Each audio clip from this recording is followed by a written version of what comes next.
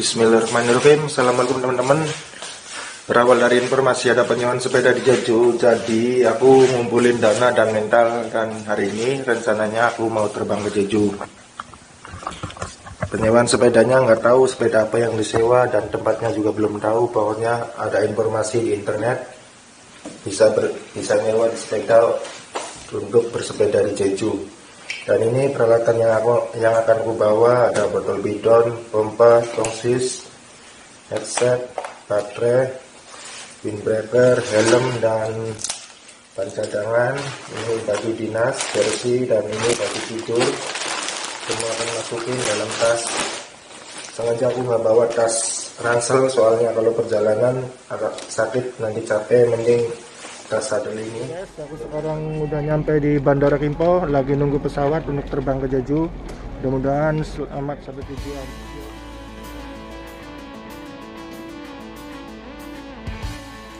Bismillahirrahmanirrahim. Assalamualaikum teman-teman, kembali lagi di channel saya YD Saka.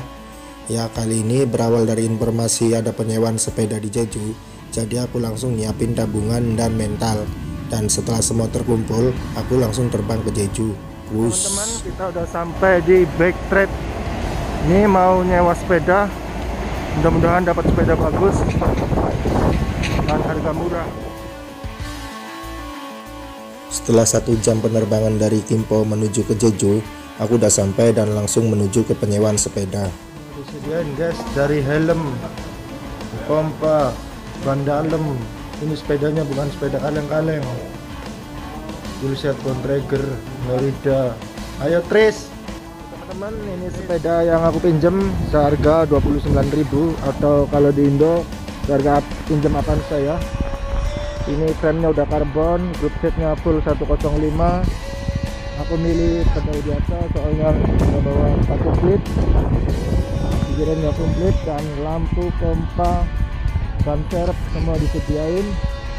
Sampai ada belnya, lampu belakang, botol minuman juga disediain. Oh, botol enggak kayaknya, padahal aku juga bawa sendiri, dikirain nggak disediain.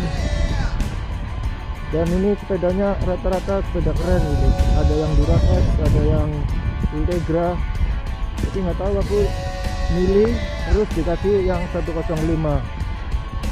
Ya lumayan lah, keren. Gusto Taiwan. Bismillahirrahmanirrahim. Assalamualaikum teman-teman. Nah, setelah selesai fitting, aku langsung menuju pos pertama, Yongduam Injeng Sento. Ini posnya cukup dekat dengan rental sepeda, sekitar 2 kiloan. Dan untuk memutari Pulau Jeju ini jaraknya 200 km dengan total elevasi again 3000-an. Jadi kalau aku goes santai melaju 25 km per jam, berarti aku cuma butuh 8 jam saja. Dan untuk hari pertama ini anginnya sangat kencang karena jalurnya memutar, jadi aku pilih arah yang didorong angin. Dan alhamdulillahnya aku bisa lari 32-40 km per jam tanpa bersusah payah. Jadi hari ini aku semakin yakin memutari Pulau Jeju dengan 200 km bisa selesai hari ini.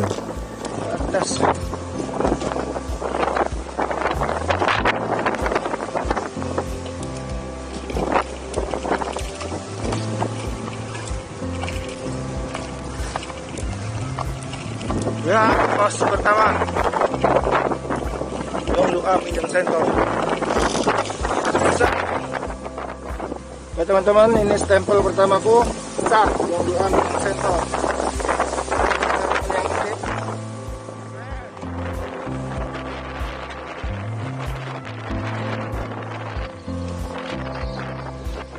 Nah, di hari pertama ini hembusan anginnya sangat kencang, sampai aku ngerasa seumur umur baru nemuin angin sekencang ini. Di hati juga sempat terbesit, ini kondisi normalnya Jeju atau lagi badai. Tapi karena perjalananku diuntungkan oleh angin, didorong angin, jadi pertanyaan tadi terlupakan. Laju sepedaku tanpa dipedal bisa lari 27 km per jam, dan jika di rata-rata laju sepedaku bisa 30-40 km per jam. Selesai pos 1, aku langsung menuju pos 2, Darak Shelter. Jaraknya 21 km dari pos pertama. Dan karena selama perjalanan dibantu didorong angin, jadi aku sempat yakin goes 200 km ini selesai dalam waktu 10 jaman.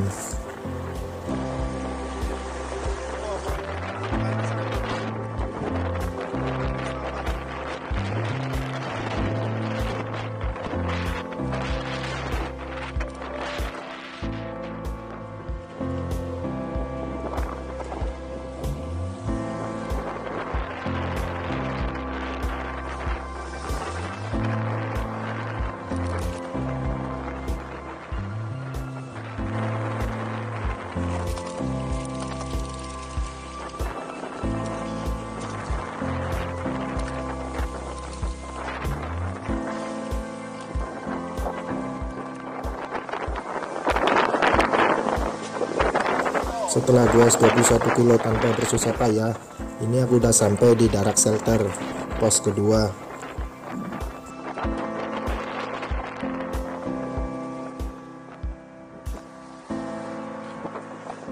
Nah, di pos Darak Shelter ini aku sempat ketemu dengan goeser Korea, dan mereka pun sempat kaget tahu aku dari Indonesia dan goes sendirian.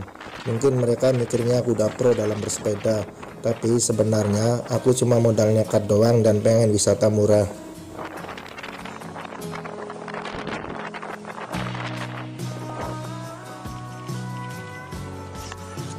Wow, keren. Amazing, man.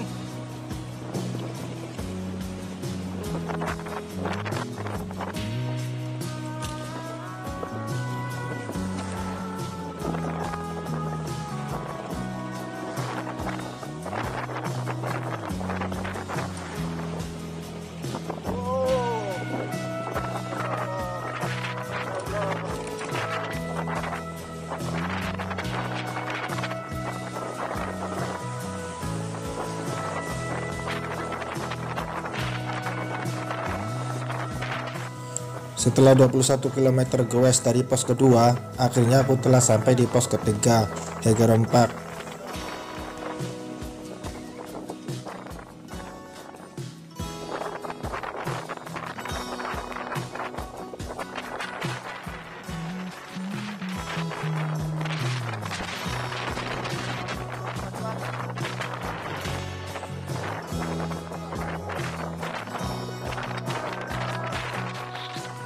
Oke, pos berikutnya Songaksan 35 kilo. Karena selama perjalanan didorong angin, jadi aku sampai saat ini belum istirahat dan langsung menuju pos 4, jaraknya 35 km dari pos ketiga. Setelah goes 50 km dari titik setar, angin tiba-tiba berubah arah, yang tadi mendorong sekarang menghambat dari depan. Kadang berembus dari samping, hingga bikin kaget karena sepeda sempat oleng. Dan karena awal perjalanan aku bisa lari 30-40 km per jam, sampai di hati ini aku yakin jalur Jeju Pantas ini selesai sebelum maghrib. Tapi karena hembusan angin berubah, sekarang aku mulai down. Laju sepedaku cuma 11-18 km per jam. Jadi di sini tenaga cepat terkuras dan jarak tempuh sangat pendek.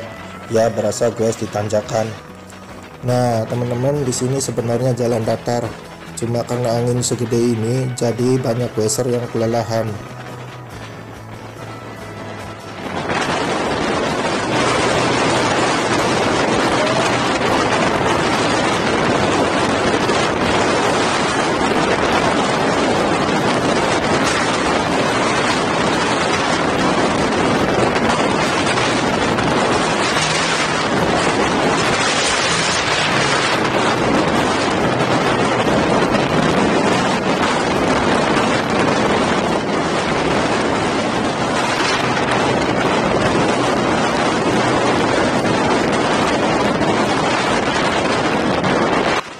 Dan di tanjakan ini juga aku sempat turun pedal.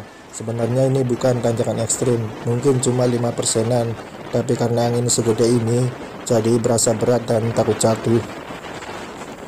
Nah, ini kondisi turunan dari tanjakan tadi. Biasanya bisa lari 30-50 km per jam kalau di turunan. Tapi karena angin segede ini, aku cuma bisa melaju 17 km per jam. Jadi sepedaku mirip kayak layang-layang.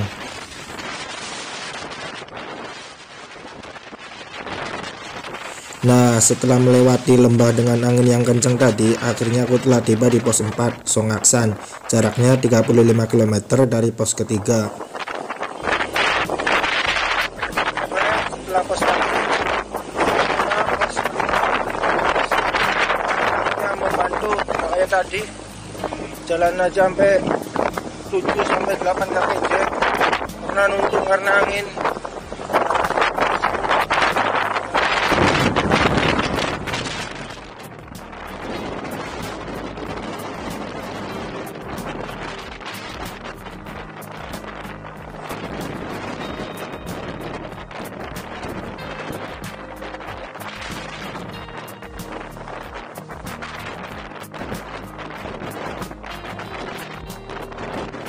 Nah, brother, sampai di sini angin nggak kunjung reda. Angin tetap kenceng, walau pemandangannya bagus, tapi aku boro-boro nikmatin. Ya, karena perasaanku galau. Kalau hari ini terus goes dengan angin sekencang ini, tenaga terkuras dan bisa cedera. Kalaupun berhenti, besok aku nggak tahu angin sekencang ini atau mendingan. Kalau besok angin tetap sekencang ini, tentu target jadi melar. Kalau sekencang ini, mungkin jalur Jeju Fantasi ini nggak selesai juga. Ditambah lagi sewa sepeda, motel, makan, dan lain-lain ikut melar.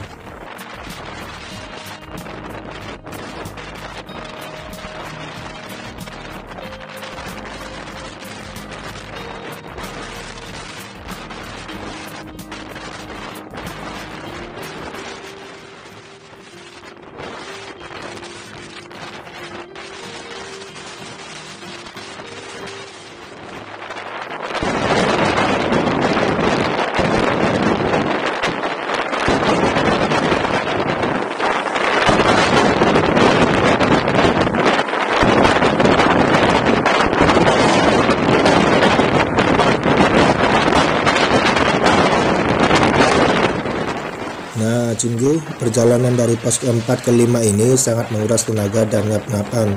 Diperparah lagi, pasir yang terembus oleh angin terasa sakit jika terkena pipi dan leher. Terasa kayak aku pun terjarum.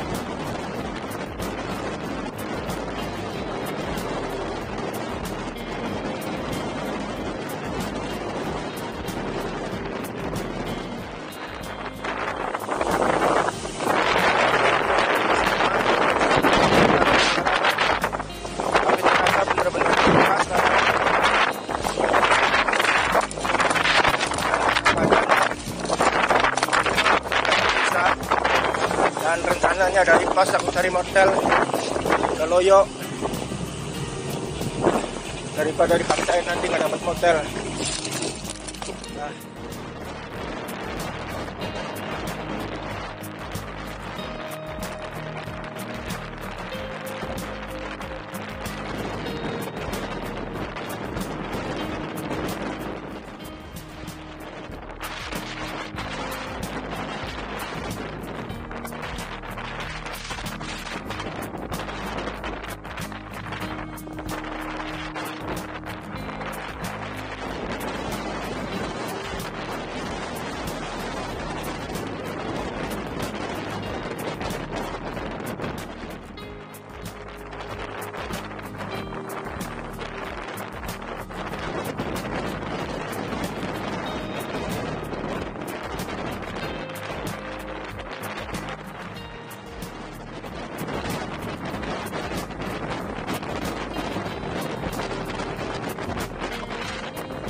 Dan setelah 30 km goes dari pos keempat, aku udah sampai di pos kelima, Bomuan Badang. Ini pantainya cukup cantik, ada yang berpasir. Cuma sayang aku nggak explore, soalnya di pikiranku ada dua, berhenti atau terus goes. Kalau berhenti ini masih siang, sekitar jam 4-an. Kalau goes tenaga bener-bener habis karena dihadang angin. Karena angin tak kunjung reda, pos Bomuan Badang ini menjadi pos terakhir goes hari ini. Tapi karena di sekitar tidak ada motel, jadi aku putusin untuk pergi kota Sugipo. Jaraknya sekitar 5 kiloan dan berharap mendapat motel yang murah.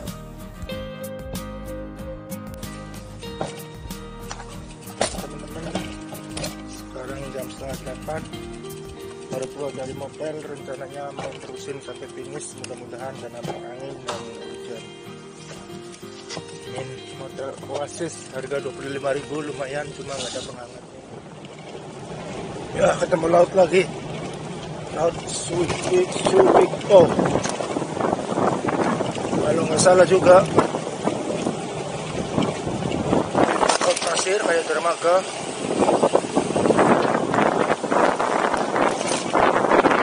Angin lumayan tenang, mudah-mudahan sampai sore kalau bisa membantu mendorong. Yup, pagi ini dengan tenaga pulih ditambah lagi biaya nginep di motel cuma 25.000, semangatku semakin membara, on fire. Tapi pagi itu kurang teliti, aku langsung goes menuju pos Bonon Badang. Nah, benar saja, artinya aku balik lagi ke pos yang aku kunjungi kemarin. Ya, kok bisa ya? Jadi ceritanya gini, kemarin pas ke pos Bonon Badang, busa stempelnya hilang. Jadi setempel aku celupin di air dan ada sedikit tinta, ya otomatis remang-remang atau nggak jelas. Dan karena pagi itu terlalu semangat dan kurang teliti, akhirnya stempel yang kurang nampak, aku pikir belum distempel, jadilah aku balik lagi.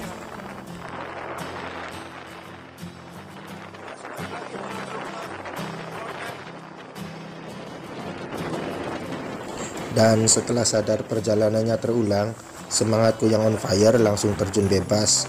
Ya kayak gini nggak enaknya gue solo ride, saat susah nggak ada yang nyemangatin.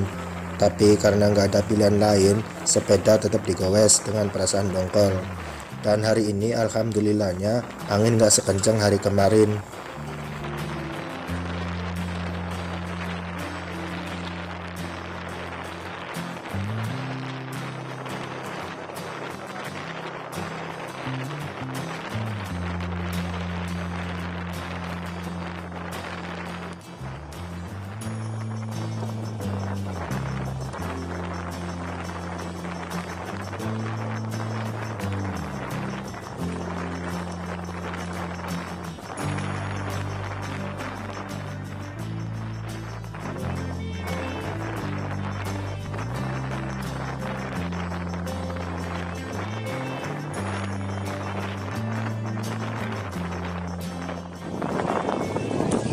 Ya, 1 kilo lagi.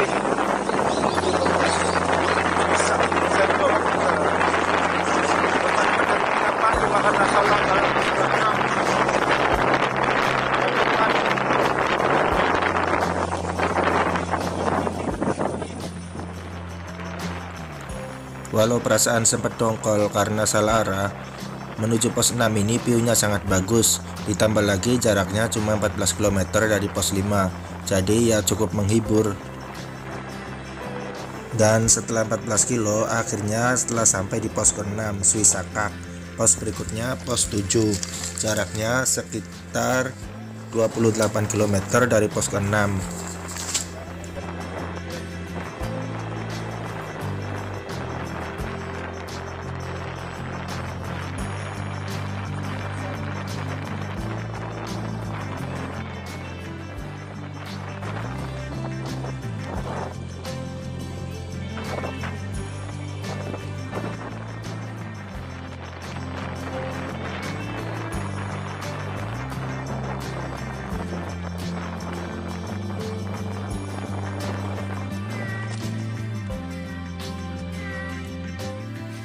Nah, setelah goes 28 kilo, akhirnya aku telah sampai di pos ke-7, Yoson Hebyon. Dan seberes setempel di pos 7, aku langsung menuju pos ke-8, jaraknya 22 kilo dari pos ke-7. Dan di sini juga gue ketemu pasangan ayah dan anak yang lagi goes nyelesain jalur Jeju Fantasi.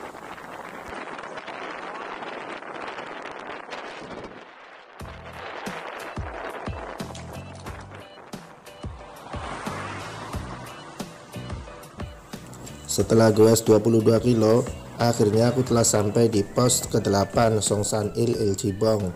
Dan ini ada sedikit cerita tentang Songsan Il Chibong. Songsan Il Chibong ini adalah sebuah bukit yang terpisah dari Pulau Jeju. Letaknya sebelah timur dari Pulau Jeju. Jadi saat matahari terbit, tidak ada sesuatu yang menghalangi, seolah matahari tersebut keluar dari laut. View di sini sangat bagus sampai dijuluki Bukit Golden Sunrise. Tempat ini juga menjadi tempat wisata wajib jika kalian berkunjung ke Pulau Jeju. Buat teman-teman Sekarang tinggal 2 kilo lagi menuju pos 3 terakhir. Tadi juga sempat gerimis, jadi kamera aku masukin. Dan jalanan juga didominasi kayak gini. Karena gerimis, jarang ngambil gambar. Dan ini 2 km terakhir. Kelihatannya langit sudah mulai terang. Ya, gerimis lagi. Mudah-mudahan selesai sebelum asar.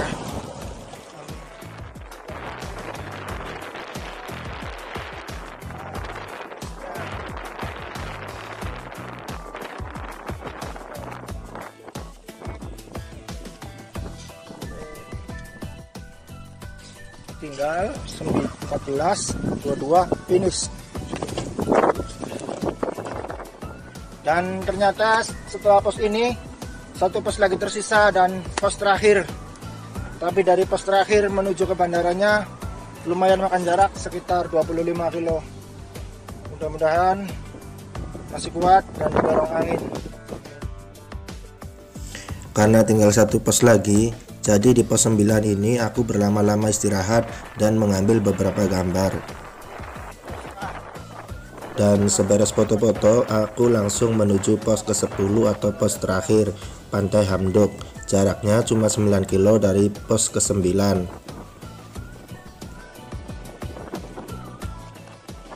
Lautnya hijau toska, cukup keren. Dan selama perjalanan tadi dari hari ke-1, hari kedua, gak sempat foto-foto. Pikirannya sih kita bisa nyelesain juga, dan pesimis banget bisa nyelesain. Soalnya di hari pertama juga tambah lagi kerennya nggak bisa naik ke keren yang gede.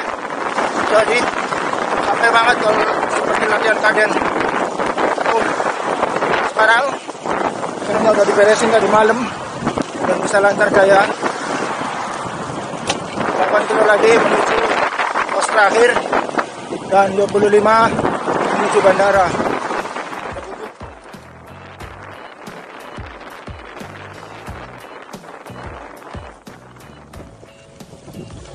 1 kilo lagi pos terakhir. Setelah ini menuju bandara, atau jika ada tempat wudhu yang keren, yang enak, sholat sebelum bandara. Tapi kalau nggak dapat ya sholat di motel. Ini malamnya kayak Hawaii, Hollywood, LA. Nah friend, perjalanan dari pos 9 ke 10 ini view-nya biasa aja, tapi jalanan tetap mulus dan angin pun bersahabat. Dan akhirnya aku telah sampai di kawasan Pantai Hamdok atau pos terakhir di jalur Jeju Fantasi. Ya, setelah 9 kilo, akhirnya aku telah sampai di pos ke-10 atau pos terakhir, Pantai Hamdok. Tapi walaupun ini menjadi pos terakhir, aku masih harus goes ke bandara, ngembaliin sepeda ke rental. Ya, jaraknya sekitar 25 kilo. Tapi sebelum goes ke bandara, aku di sini berlama-lama istirahat, menikmati suguhan Pantai Hamdok. Dan sesekali merasa masih nggak percaya aja kalau aku berhasil ngelilingi Pulau Jeju dengan bersepeda.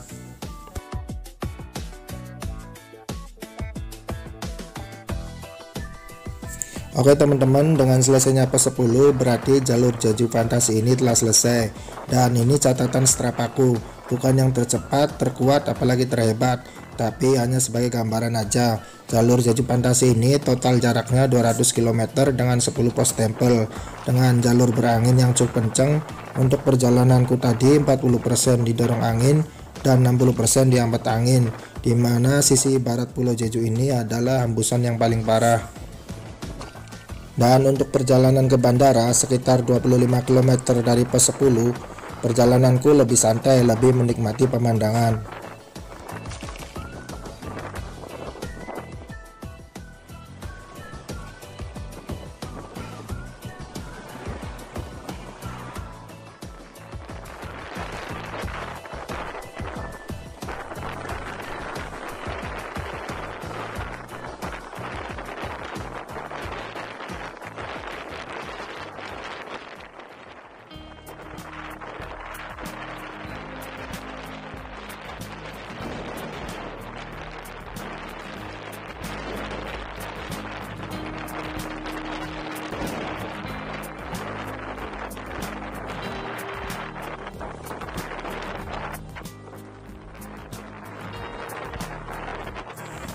Oke teman-teman, setelah 25 kilo goes santai dari pos terakhir, aku telah sampai di Bandara Jeju.